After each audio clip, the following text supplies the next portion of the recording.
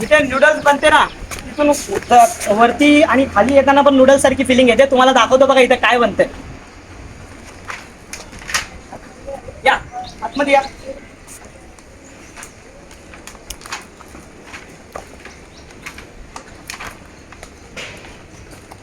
इथे बनत आहे अखंड नवी मुंबईमध्ये सप्लाय होणारी सगळ्या लहानांपासून ते वयोवृद्ध लोकांची फेवरेट असणारी चाऊमिन नूडल्स.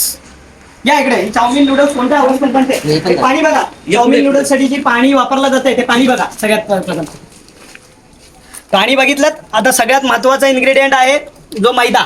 त्या मैद्यांवरती मास्क्या बघा. मशीन मैदा मशीन. त्यांना कोणत्याही पद्धतीचा अशी स्वच्छता असावी अशी कोणत्याही पद्धतीची त्यांनी काळजी घेतलेली नाहीये. आता अजून तुम्हाला पुढे दाखवतो. नूडल्स बघा. हे नूडल्स पण भरल्या जातात पाकिटमध्ये. हे कोणत्याही पद्धतीचा विचार करत नाही. आणि हा इकडचा बॉयलर बघा त्याच्यामध्ये हे बघा. हे तेल बघा काळं काळं म्हणजे आपण इंजिन ऑइल वापरतो ना त्या पद्धतीचं तेल झालंय ते.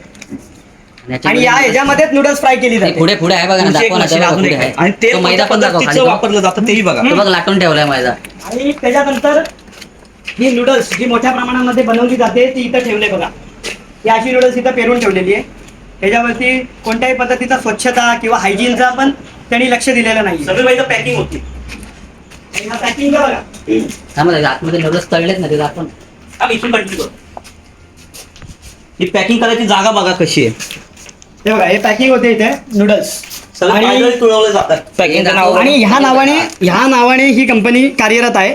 आणि हीच कंपनी फक्त कामोट्यात नव्हे तर कामोट्याच्या आजूबाजूला जे पनवेल महानगरपालिकेच्या हद्दीत जसं नवी मुंबईमध्ये किंवा खारघर वाशीपर्यंत ह्यांचा माल जातो. आणि ह्या पद्धतीचा माल आपण खातोय.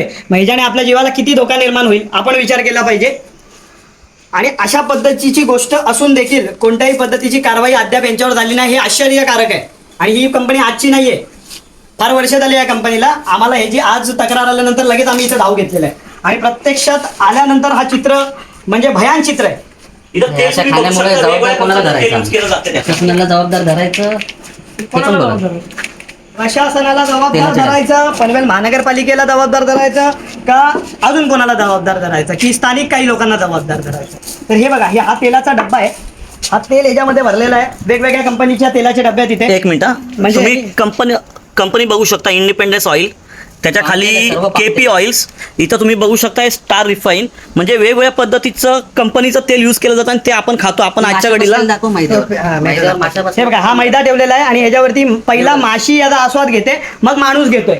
मग त्याच्याने आपल्या तब्येतीला किती चांगली गोष्ट घडेल.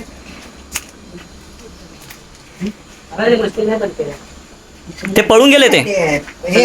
आणि त्यावेळेला आम्ही इथे आलो त्यावेळेला जे इकडचे वर्कर्स होते ते सगळे त्यांनी इथून पळ काढलेली आहे. कारण त्यांना कळलेलं आहे की त्यांची चुकी आहे. चुकी नसती तर एवढा मोठा साम्राज्य घाणीचं साम्राज्य ठेवून ते पळाले नसते.